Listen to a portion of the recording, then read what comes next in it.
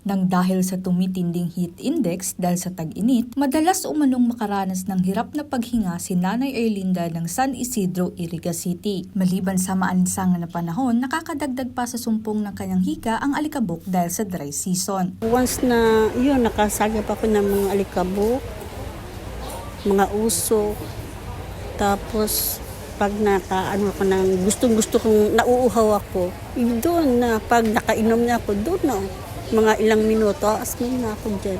Sa ngayon na talagang super init, inaano talaga ako ng asma. Ayon sa health expert ng PHO Kamsur, mas nagiging delikado ang kondisyon ng mga mahika o asma ngayong tag-init dahil sa kombinasyon ng init, pollution at allergen sa hangin. Dagdag pa ni Dr. Faye Angelica Cabalang, medical officer ng PHO, maaring lumala ang mga sintomas ng hika kapag na-expose sa alikabok, usok o matinding pagbabago ng panahon. Since ngayon summer na, yung init, nagkukos siya ng narrowing ng airway.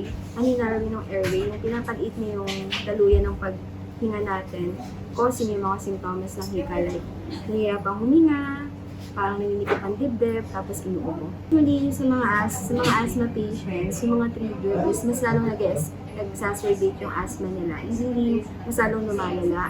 So, mas lalo sila nagkakaroon ng mga sintomas, like yung paninikip ng dibdib, laging inuubo, sinisipon. Pinapayuhan din ang publiko na agad magpatingin sa espesyalista tulad sa Edmero Clinic sakaling makaranas ng nabanggit na sintomas upang mabigyan ng tamang lunas at maiwasan ang komplikasyon. Sam Alano, CSN.